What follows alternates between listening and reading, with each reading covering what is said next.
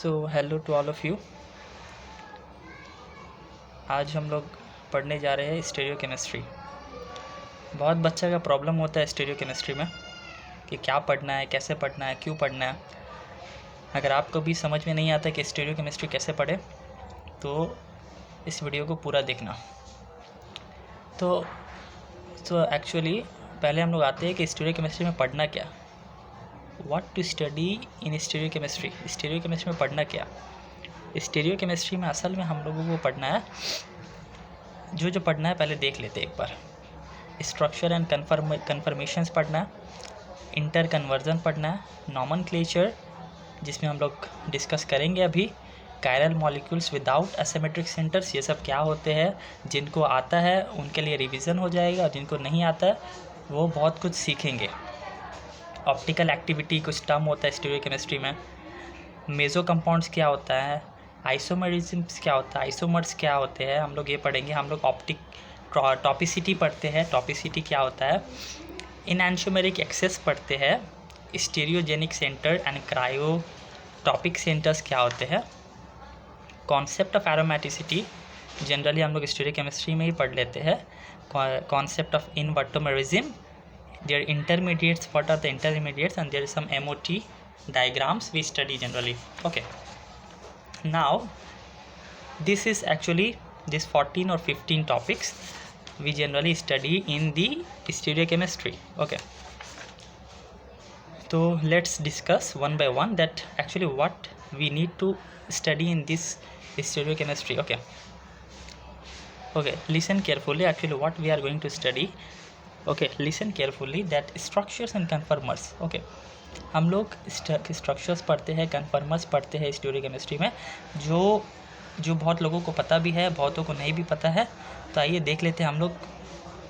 हम लोग पढ़ते हैं फिशर्स। ओके, फिशर्स पढ़ते हैं, न्यूमैन पढ़ते हैं, सॉहर्स पढ़ते हैं। ओके, फ्लाइंग वेज पढ़ते हैं, हाँ या नहीं। तो स्ट्रक्चर्स एंड कन्फर्मर्स ये बहुत इंपॉर्टेंट टॉपिक है। हम लोग स्ट्रक्चर्स पढ़ते हैं, कन्फर्मर्स पढ़ते हैं, इनका कन्फर्मेशंस पढ़ते हैं। क्या है फिशर्स क्या है। तो भैया 1 नंबर पॉइंट को अगर हम लोग स्टार्ट करते हैं, 1 नंबर पॉइंट को अगर हम लोग डिस्कस करते हैं तो आइए देखते हैं 1 नंबर पॉइंट क्या भैया, स्ट्रक्चर्स एंड कन्फर्मर्स। 1 नंबर क्या, स्ट्रक्चर्स एंड कन्फर्मर्स। इस वीडियो को पूरा देखना क्योंकि इस वीडियो में मैं पूरा स्टीरियो केमिस्ट्री एक ही वीडियो में कवर अप कर दूंगा ताकि आपको कोई प्रॉब्लम नहीं हो। ओके, 1 नंबर में क्या है, फिशर्स कैसे होता बताओ। फिशर्स कैसे होता है, ऐसा कुछ होता, ऐसा कुछ स्ट्रक्चर देखे होगे। मान लो CH3 है, मान लो CH2 OH है, वॉट एवर इट इज़। इस टाइप के स्ट्रक्चर्स को ही हम लोग फिशर्स स्ट्रक्चर्स बोलते हैं। फ्लाइंग वेज देख लेते हैं। फ्लाइंग वेज क्या होता है, ऐसा कुछ देखा है, CH3 CH2 CH3 suppose H OH, ऐसा कुछ स्ट्रक्चर को ही तो हम लोग बोलते हैं फ्लाइंग वेज। ऐसा स्ट्रक्चर को हम लोग बोलते हैं फिशर्स। अब आते न्यूमैन में कुछ ऐसे स्ट्रक्चर्स दिखते हो, ऐसा स्ट्रक्चर्स रहता है, suppose CH3 H OH, suppose CH2 CH3 कुछ भी है, ऐसा स्ट्रक्चर्स को ही हम लोग न्यूमैन फॉर्म बोलते हैं, हाँ या नहीं। यस। अब आ जाते हैं हम लोग सॉहर्स में। ऐसा स्ट्रक्चर जब भी देखो, ऐसा स्ट्रक्चर्स रहता है, इस यहाँ पे CH3, यहाँ पे ग्रुप्स रहते हैं, यहाँ पे ग्रुप्स रहते हैं, तो इसको हम लोग बोलते हैं सॉहर्स। बस यही 4 स्ट्रक्चर्स आप लोग पढ़ना है। फिशर्स पढ़ते हैं हम लोग, न्यूमैन पढ़ते हैं हम लोग, सॉहर्स पढ़ते हैं हम लोग, फ्लाइंग वेज पढ़ते हैं हम लोग। इसी 4 के बीच में ही खेला चलते रहता है। कभी बोल देता है फिशर से न्यूमैन बनाइए, कभी बोल देता है फिशर से न्यूमैन बनाइए, कभी बोल देता है फिशर से सॉहर्स बनाइए, कभी बोल देता है सॉहर्स से ये बनाइए, वो बनाइए। यही इन्हीं के बीच में हम लोग इंटर कन्वर्जन करते रहते हैं। इन्हीं के बीच में इंटर कन्वर्जन करते रहते हैं। चलो देख लो, एक एग्जाम्पल देख लेते हैं। Suppose CH3 H OH okay, CH3OH OHH C2 CH2 CH3 suppose this is okay. Okay, ये स्ट्रक्चर देख के क्या लग रहा है तुमको? एक Y सीधा है, Y देख पा रहे हो? Y एक Y उल्टा है, देख पा रहे हो? Y इस स्ट्रक्चर को क्या बोलेंगे? बोलो, फिशर बोलेंगे या न्यूमैन बोले या फ्लाइंग वेज बोलेंगे, न्यूमैन बोलेंगे, सॉहर्स बोलेंगे, क्या बोलेंगे? बोलो, सॉहर्स बोलेंगे, हाँ या नहीं? सॉहर्स स्ट्रक्चर से। नाउ क्वेश्चन दे दिया, कन्वर्ट इनटू न्यूमैन। न्यूमैन भैया, न्यूमैन में क्या होगा? न्यूमैन में क्या होगा? कैसे कन्वर्ट करोगे न्यूमैन में? न्यूमैन में क्या होगा बताओ? न्यूमैन में क्या होगा? न्यूमैन में क्या होगा? कुछ भी नहीं करना है, कुछ भी नहीं करना है। इसको न्यूमैन में कैसे करें? इसको सपोज यहाँ देखो, यहाँ न्यूमैन में क्या होगा? न्यूमैन में क्या होगा? न्यूमैन में क्या होगा? कुछ भी नहीं होता। देखो, एक है उल्टा वाई, एक है सीधा वाई। कुछ भी नहीं करना, तुम्हें एक सर्किल बनाना है पहले, ठीक है? किसी भी एक पॉइंट को पकड़ के सीधा ऐसे वाई बना दो, जैसे वाई है वैसे बना दो। जैसे उल्टा वाई है, उल्टा वाई बना दिया। ये सीधा वाई है, सीधा वाई ऐसे बन जाएगा। तो देखो, यहाँ पे CH3 है, यहाँ पे H है, उल्टा वाई में देख रहे हैं, उल्टा वाई में देख रहे हैं, OH है, यहाँ पे देखो OH है, यहाँ पे H है, यहाँ पे C2H3 है। हो गया, हो गया। यही तो फॉर्म है। अरे भाई, यही तो न्यूमैन फॉर्म है, यही तो न्यूमैन है, यही तो न्यूमैन है। चलो न्यूमैन से सॉहर्स में चलते हैं। Suppose this is given to you, now the question asks to you, convert into sawhorse. Sawhorse में क्या करोगे बताओ? ये उल्टा वाई है, उल्टा वाई भाई साहब को निकाल दिया बाहर, लाइन टान देंगे, पीछे में क्या है? उल्टा वाई है। अब लिख दो, सामने CH3 है, H है, OH है, पीछे में OH है, H है, CH2 CH3 है। हो गया, यही तो सॉहर्स है। क्लियर, एकदम क्रिस्टल क्लियर कॉन्सेप्ट है, क्रिस्टल क्लियर कॉन्सेप्ट है। चलो अब फिशर्स देख लेते हैं। अब देखो, अब फिशर्स में क्या होता है? ऐसे होता है, ऐसे होता है फिशर्स, ऐसे होता है फिशर्स। फिशर्स अभी तुम जब बड़ा मॉलिक्यूल देखोगे तो यहाँ पे ऐसे CH3 रहता है, suppose OH H OH H C2 CH3 suppose. तो भैया ये फिशर है, हाँ है, because this is like that. But यहाँ पे एक कार्बन और बढ़ गया, एक सेंटर्स और बढ़ गया। ओके, चलो अब हम इसी चीज़ को, इसी सॉहर्स को फिशर्स में कर सकते हैं।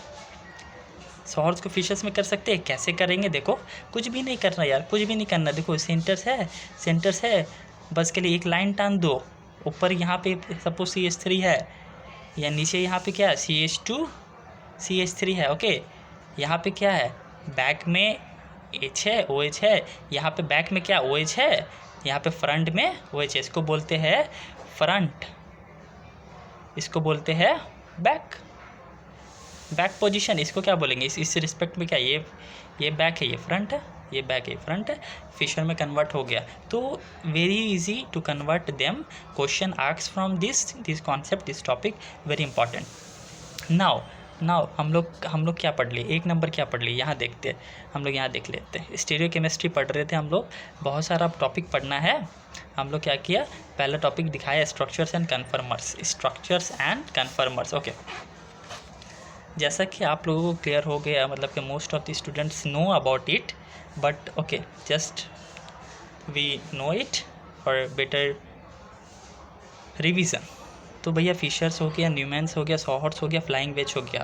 अब किसी के नाम में प्रॉब्लम नहीं है। कहीं भी ऐसा स्ट्रक्चर देखोगे तो बोल दोगे भैया सॉहर्स है, कहीं भी ऐसा स्ट्रक्चर देखोगे तो अब बोल दोगे न्यूमैन है, कहीं भी फिशर्स देखोगे बोल दोगे भाई फिशर्स है, कहीं भी फ्लाइंग वेज देखोगे ऐसे डैश है, इसके स्ट्रक्चर्स बोल दोगे फ्लाइंग वेज है। Okay, there interconversion. Now the next important point हम लोग कवर कर लिए। नेक्स्ट इंपॉर्टेंट पॉइंट है इंटर कन्वर्जन। भाई बताओ, हम लोग इंटर कन्वर्जन पढ़े, हाँ या नहीं? सॉहर्स से न्यूमैन कर सकते हो? अच्छा, न्यूमैन से फिशर्स बोला तो कुछ भी नहीं करना है। न्यूमैन से पहले सॉहर्स ले जाओगे इजली, उल्टा वाई को उल्टा वाई, सीधा वाई, 2 वाई उल्टा रहेगा, और उसके बाद यहाँ से फिशर में कुछ भी नहीं है। और फ्लाइंग वेज उतना पूछता नहीं है, यही इन्हीं के बीच में कन्वर्जन पूछता है। Clear. Okay, now what about this nomenclature of stereo chemistry? भैया समझ में नहीं आता है कि क्या R है, क्या S है। कभी कभी R पूछ लेता है, कभी कभी S पूछ लेता है। भाई समझ में नहीं आता है तो कुछ भी नहीं करना है, तुम लोग को प्रायोरिटी देना है। प्रायोरिटी अब सभी, बहुत सारा बच्चा तो पढ़ा ही होगा प्रायोरिटी। 11, 12 BSc कंप्लीट हम लोग पढ़ते ही है प्रायोरिटी के बारे में। क्या पढ़ना है एक्चुअली? RH नॉमेनक्लेचर में क्या पढ़ना है? देखो, अभी तक हम लोग क्या करा दिए, हम लोग स्ट्रक्चर्स एंड कन्फर्मर्स पढ़ लिया, इंटर कन्वर्जन देख लिया। Now we are nomenclature. Suppose nomenclature में क्या देखते हैं, नॉमेनक्लेचर में क्या देखते हैं, नॉमेनक्लेचर में हम लोग कुछ भी दे देते हैं, हम लोग आर या एस देखते हैं, आर एस नॉमेनक्लेचर देखते हैं, है ना। क्या देखते हैं बताओ, सपोज अगर ऐसा दिया हुआ है CH3HOH, okay, PH, suppose PH, okay, या फिर PHE ले लो, PHE ले लो, चलो। RS नॉमेनक्लेचर देखते हैं हम लोग, कायरल सेंटर है, RS नॉमेनक्लेचर देखना, R होगा या S होगा, तो हम लोग क्या देखते हैं, एक नंबर हम लोग प्रायोरिटी ऑर्डर देखते हैं, प्रायोरिटी। किसको प्रायोरिटी पहले देंगे बताओ भाई, इस कार्बन से क्या कनेक्ट है ऑक्सीजन, इस कार्बन से क्या कनेक्ट है कार्बन, इस कार्बन से क्या कनेक्ट है कार्बन, ओके। तो भैया किसको, जिसका एटॉमिक नंबर ज़्यादा होगा, एटॉमिक नंबर ज़्यादा होगा, किसका एटॉमिक नंबर ज़्यादा भाई, हाँ ऑक्सीजन भाई साहब का, प्रायोरिटी दे दो, ओके। उसके बाद फोर्थ प्रायोरिटी भाई हाइड्रोजन का सबसे कम होगा, इन दोनों में इसका होगा सेकंड, इसका होगा थर्ड, तो 1 2 3 क्लॉकवाइज आर ही रहेगा, 1 2 क्लॉकवाइज, एंटी क्लॉकवाइज आर होगा, तो R, anticlockwise is going to be like S, okay. R is for clockwise, S is for anti clockwise, no doubt, it is basic. I'm going to just tell you that what are the things is necessary to be, अगर पूरे video को ज़रूरत पड़ेगा कि कैसे RS nomenclature करते हैं, okay, तो कमेंट करना, हम एक्स्ट्रा वीडियो अलग से बनाएंगे, क्योंकि ये video is going to be like what to study, not how to study, okay. This video is just to matlab what are the topics that you should needed to study for stereochemistry, okay. Now come to one point, okay. RS nomenclature, we are studying RS nomenclature, okay. I have told you that how we know RS nomenclature. R is going to be like clockwise, S is going to be like anti-clockwise. Note some points for RS nomenclature. Priority order, okay. First we see the atomic numbers, atomic number जिसका atomic number ज़्यादा होगा उसको first priority देंगे और देखते हैं हम लोग। लेकिन अगर एटॉमिक नंबर सेम है, इफ़ सेम एटॉमिक नंबर,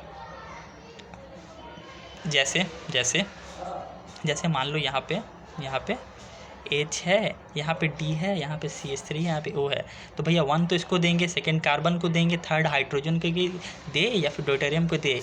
क्यों ये सवाल आ रहा है, क्योंकि हाइड्रोजन का भी एटॉमिक नंबर 1 होता है, ड्यूटेरियम का भी एटॉमिक नंबर 1 होता है। तो प्रॉब्लम कहाँ पे आएगा, प्रॉब्लम यहीं पे आएगा कि भैया हम लोग अब मास नंबर देखेंगे कि इफ़ एटॉमिक नंबर सेम और if isotopes, then what we see, mass number या फिर atomic mass, right or not, clear or not, okay. It should clear to you because it is very important, okay. Now second point is going to be what we will see, first atomic number, then suppose cis is greater than trans, okay. These are generally we note, okay.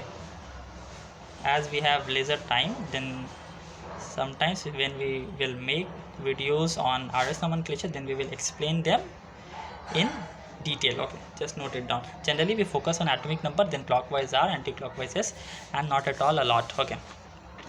Come to the next point, okay. Chiral molecules without asymmetric centers, okay. What are the chiral molecules without asymmetric centers? We discuss alane molecules, biphenyls, okay, biphenyls, ANSA compounds, cyclohexane, okay, helical chirality, cyclooctane, etc. What are these, okay, what are these? Chiral molecule without asymmetric centers, okay, chiral molecule without asymmetric center, okay. Now we have okay, now here the point remain like EZ nomenclature, okay. Suppose this is CH3, double bond CH3, H and H, E means, okay, we look at this side, okay, which of them you will give the priority. This is one. When two are in the same side is for Z, opposite side is for E.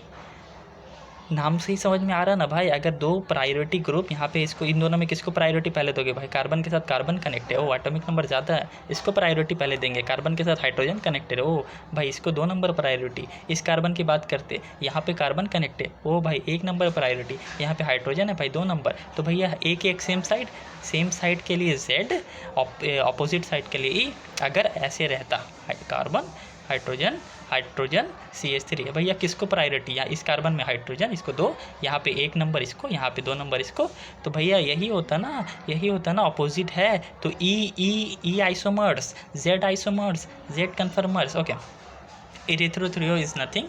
इरिथ्रोथ्रियो भी चलो देख ही लो यार, अब तुम पढ़ रहे हो तो अच्छे से पढ़ ही लो। इरिथ्रोथ्रियो भी देख लो क्या होता है। सपोज दिस इज पहले ये बताओ सबसे पहले ये बताओ कि ये बताओ, सबसे पहला क्वेश्चन ये है कि ये बताओ कि भाई ये बताओ कि स्टीरियोकेमिस्ट्री अभी हम लोग पढ़ा, क्या क्या पढ़ लिया हम लोग? स्ट्रक्चर्स एंड कन्फर्मर्स पढ़ा, इंटर कन्वर्जन भी देख लिया, नॉमेनक्लेचर भी देख रहे हैं भाई, RS क्या होता है, इजेट क्या होता है, इरिथ्रोथ्रियो हम लोग पढ़ने जा रहे हैं। Okay, now we will discuss a lot. First tell me one thing that is it first tell me that ये जो हम बनाया ये कौन सा कन्फर्मर है? सवाल समझ में आ रहा है? कौन सा कन्फर्मर है? Can you tell? क्या ये न्यूमैन है? क्या ये सॉहर्स है? क्या ये फिशर है? क्या ये फ्लाइंग वेज है? तो तुम्हारा आंसर क्या होगा? क्या ये फिशर है? येस और no? Yes. Okay, clear, this is Fischer. Okay, now I am going to tell you about a question like I was telling you about erythro and thrio.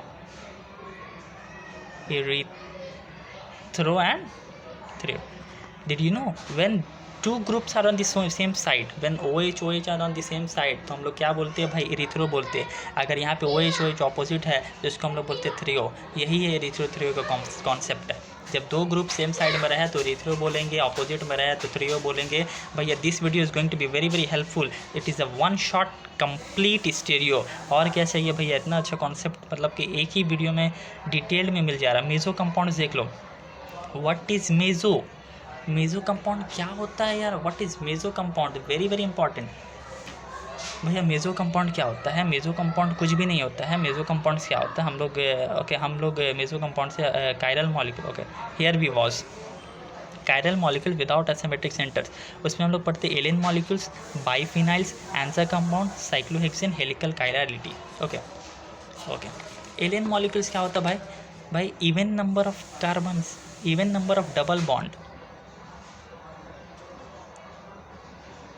even number of double bonds are allenes.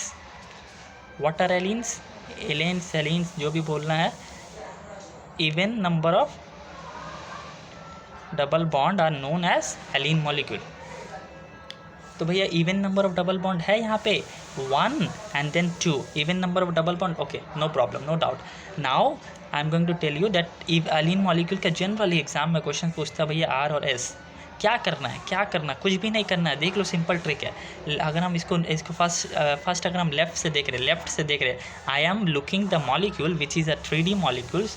हम देख रहे हैं, मतलब कि ये दोनों एक plane में है, मॉलिक्यूल्स ऐसे प्लेन में है, और ये दोनों ऐसे, मतलब कि CH3 तुम्हारे तरफ है और हाइड्रोजन बैक में है। ओके, नो डाउट, मतलब CH3 इस प्लेन में है और ये जो CH3 एंड H है, CH3 तुम्हारे तरफ है और H पीछे है। ओके, तो कुछ नहीं करना, तुम लेफ़्ट से देख रहे हो मॉलिक्यूल को। तो भैया तुम क्या किया? तुम CH3 और H को लिख लिए। तुम लेफ़्ट से देख रहे हो, कुछ नहीं करना, ट्रिक लिख लो, कुछ नहीं करना। तुम पहले लेफ़्ट से देख रहे हो, उसको लिख लिए, तुमको ये दिखाई दे रहा है प्लेन में है, ये दोनों तुमको दिखाई दे रहा है। कुछ भी नहीं करना। ट्रिक क्या है कि भैया तुम CH3 लिखे, H लिखे, जो बिलो में है तुम जहाँ से देख रहे हो उसको वहाँ लिखना है। समझ में आया? कुछ नहीं समझ में आया? ध्यान से देखो, लेफ़्ट से देख रहे इसको लिख लिया। अब जो बिलो में क्या है? हाइड्रोजन। जो भी बिलो में है उसको कहाँ लिखना है? जहाँ से तुम देख रहे हो। तुम लेफ़्ट से देख रहे हो, ठीक है। तो बिलो में क्या है भाई, हाइड्रोजन, इधर पे इतना। अब प्रायोरिटी कैसे देंगे, पहले इन दोनों को देंगे 1 एंड देन 2, उसके बाद इन दोनों में किसको दोगे, इसको दोगे। तो भाई 1 1 2, suppose this is 3, this is 4, yes और नॉट। तो 1 2 3 क्या हो जाएगा बोलो, anti clockwise. S is your configurations. एकदम क्रिस्टल क्लियर होना चाहिए कॉन्सेप्ट, एकदम क्रिस्टल क्लियर। अगर ठीक है, अभी डिटेल में वीडियो में नहीं जाते हैं, मतलब वीडियो और भी लॉन्ग हो जाएगा, हम लोग को इन शॉर्ट में सब कुछ डिस्कस करना है, तो इसलिए हम ऐसे ही इन शॉर्ट बना दे रहे हैं। अगर आपको वीडियो अच्छा लगेगा तो कमेंट करना, हम उस टॉपिक के ऊपर डिटेल में वीडियो बनाएंगे, डिटेल में हम लोग डिस्कशंस करेंगे। तो एलियन मॉलिक्यूल्स के बारे में जनरली क्वेश्चंस आता है, similar as biphenyls and so on, this nothing special और लॉन्ग। ऑप्टिकल एक्टिविटी थोड़ा देख लेते हैं, ऑप्टिकल एक्टिविटी क्या होता है, ऑप्टिकल एक्टिविटी क्या होता है, ऑप्टिकल एक्टिविटी क्या होता है, ऑप्टिकल एक्टिविटी क्या होता है। ऑप्टिकल एक्टिविटी कुछ भी नहीं होता है, बहुत इंपॉर्टेंट होता है। ऑप्टिकल पूछता है ना क्वेश्चंस में कि weather the molecule is optical active और नॉट, ऑप्टिकल एक्टिव और नॉट। तो भैया 3 पॉइंट याद रखना, सिर्फ 3 पॉइंट याद रख लेना। एक देखना, non super impossible mirror image, ठीक है, non super impossible mirror image. दूसरा पॉइंट देख लेना, मॉलिक्यूल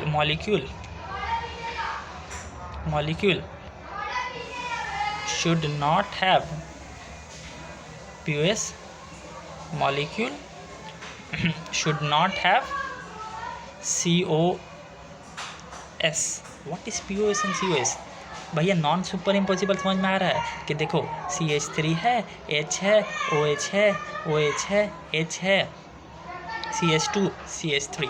सपोज दिस इज़, अगर हम इसका ऑपोजिट में एक और मतलब ऐसा इमेज बना दे, ऐसा मॉलिक्यूल्स बना दे, तो भैया तुमको मिरर इमेज बनाना है तो मिरर इमेज बनाए, इसको ही वो तो बोलते हैं ना मिरर इमेज, इसको ही तो बोलते हैं मिरर इमेज। यहाँ पे मिरर रख दोगे तो मॉलिक्यूल ऐसा दिखेगा।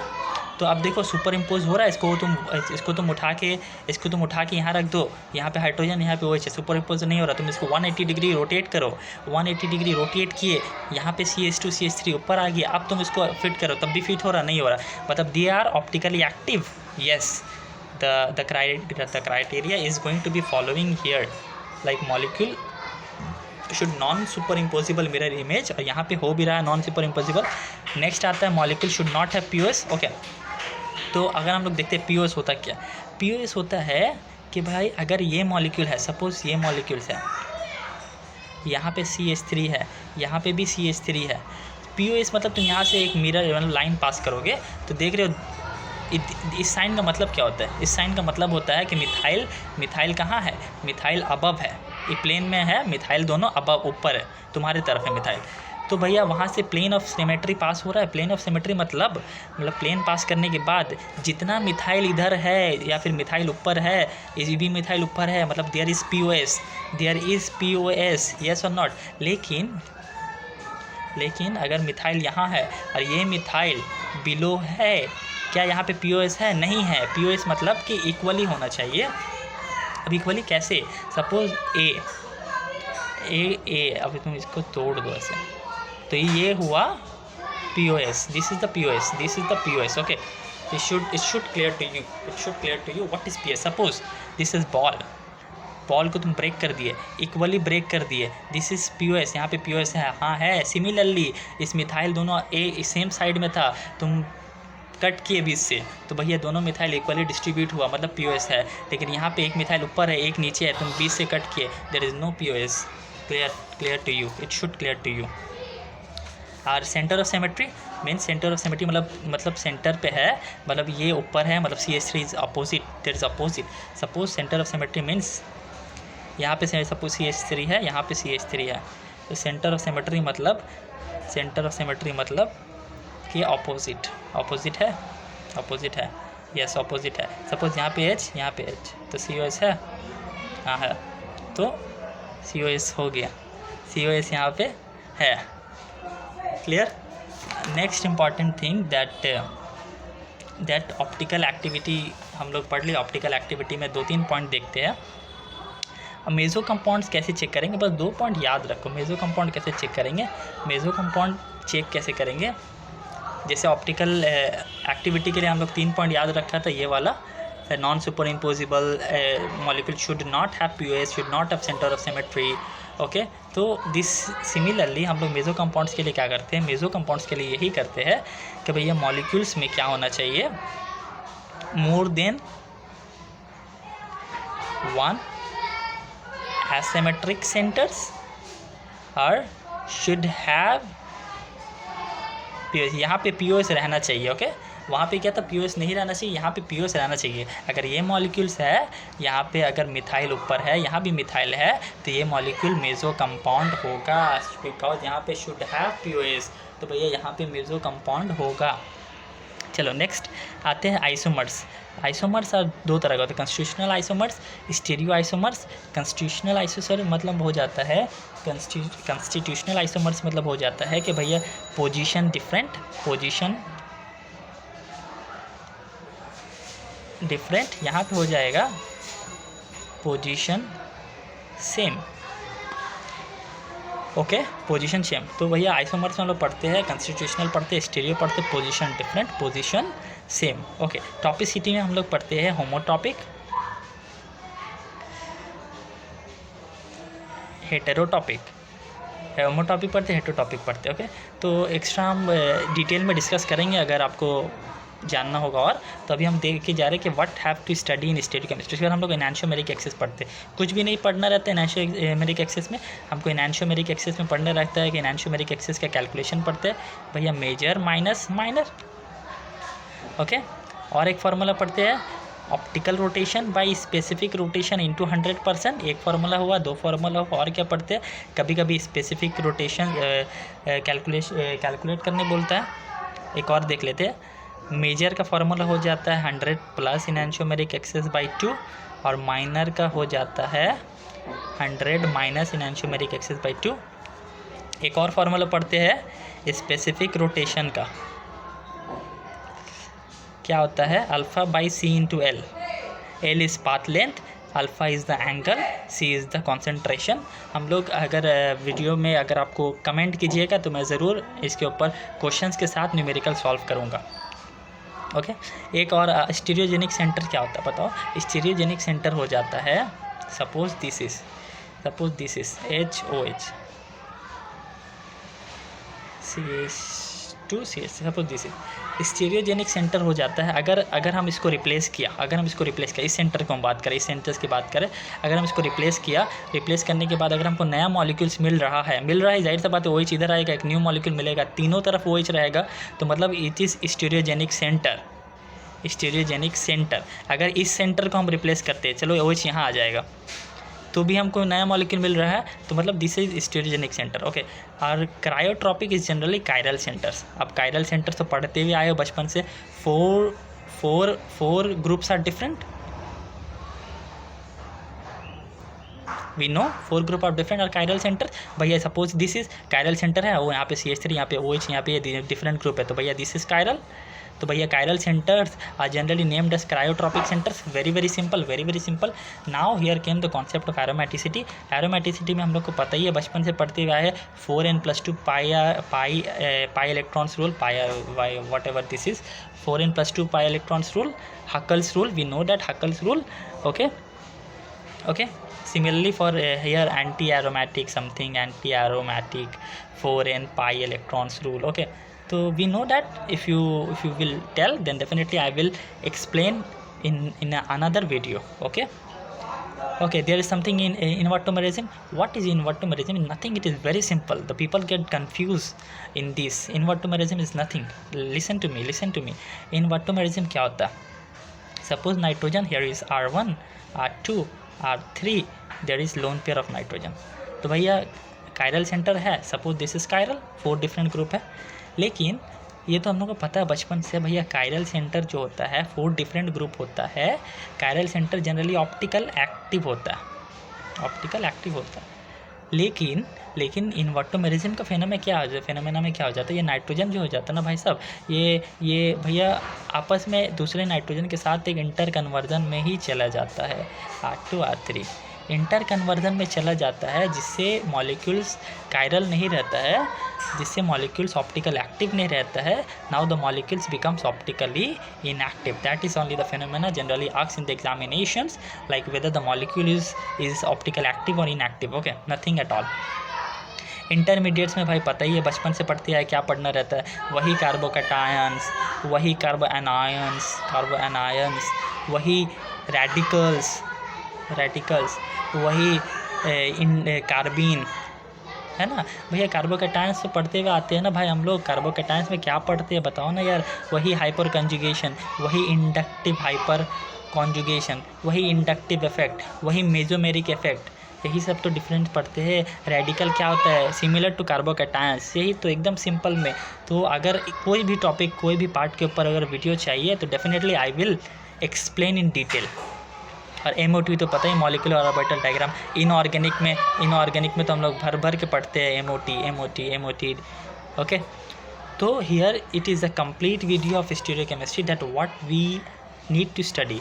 तो एक बार और देख लेते हैं हम लोगों को क्या पढ़ना रहता है. हम लोग को स्ट्रक्चर एंड कन्फर्मर्स पढ़ते हैं हम लोग को. जनरली हम लोग पढ़ भी लिए हैं, इंटर कन्वर्जन भी देख लिए है, नॉमेनक्लेचर्स भी देख लिए हैं, EZ क्या होता है, RS क्या होता है, इरिथ्रोथ्रियो भी देख लिया, क्योंकि हम लोग को कन्फर्मर्स का आइडिया होना चाहिए. हम लोग ऑप्टिकल एक्टिविटी भी देख लिया. क्या नहीं, 3 पॉइंट होता है. Non superimposable mirror image, should not have POS, should not have COS, what is centre of symmetry, we have discuss it.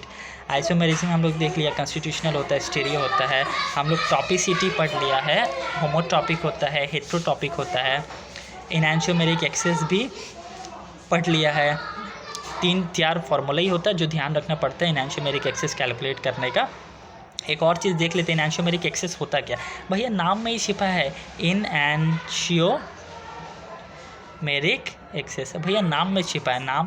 Suppose तुम एक टेस्ट ट्यूब में लिए सॉल्यूशन है, तुम देखना चाहते हो कि भैया कितना % आ. सपोज 100% सॉल्यूशंस है, जिसमें से सपोज 30% R है, 70% S है. अब एनान्शियोमेरिक एक्सेस क्या है पता है, नाम में ही छिपा है. एनान्शियोमेरिक एक्सेस क्या है, नाम में कैसे छिपा है भाई, कैसे छिपा है. 30% R है, 70% S है. मतलब सिंपल है कि सॉल्यूशन में 100% R और S का मिक्सचर है, जिसमें से S का ये ज़्यादा है ना, 70% S है. ये 70% S मतलब कि जिसमें से 30+% S and 40% S. Okay, simple calculation है यार. 30% R है, 70% S है. भैया एक्सेस कितना है, एक्सेस S कितना है बताओ ना यार, है ना. एक्सेस S कितना है, 40%. 30 कैंसिल हो जाए, 40% एक्सेस है. तो एनान्शियोमेरिक भी ऐसे निकालते हैं. एनान्शियोमेरिक एक्सेस का फॉर्मूला ही हो जाता है मेजर माइनस माइनर. मेजर कितना है, 70%, माइनर कितना है, 30%. ले भाई कितना हो गया, 40%. एनान्शियोमेरिक एक्सेस कितना है, 40%. एकदम क्लियर, कुछ भी नहीं है. Topicity very important. Homotopic, heterotopic. Okay, heterotopic में 2 आता है, एनान्शियोटॉपिक और diastereotopic. Very easy, nothing. Enantiomeric excess का कैलकुलेशन पढ़ लिया. स्टेरियोजेनिक सेंटर, क्रायोट्रॉपिक सेंटर्स देख लिया. एरोमेटिसिटी तो पता ही होता है भाई, है कि नहीं. कॉन्सेप्ट ऑफ इन्वर्टोमेरिज्म देख लिया. इंटरमीडिएट्स तो भैया क्या इंटरमीडिएट्स है, MOT diagrams. And this is actually the complete stereochemistry. Okay, अगर अच्छा लगे तो लाइक करना, और कोई भी टॉपिक के ऊपर वीडियो चाहिए तो सब्सक्राइब करके कमेंट कर देना. ओके, और सब्सक्राइब कर देना, लाइक ज़रूर करना अगर अच्छा लगे, क्योंकि स्टीरियोकेमिस्ट्री इतना पढ़ लोगे तो भैया 15 to 20 मार्क्स कन्फर्म है, एकदम ही कन्फर्म है, वेरी इजीली. ओके, और डीप में वीडियो चाहिए तो कमेंट करना, हम कोई भी टॉपिक के ऊपर डिटेल में वीडियो बना देंगे. Okay, thanks for watching, thank you.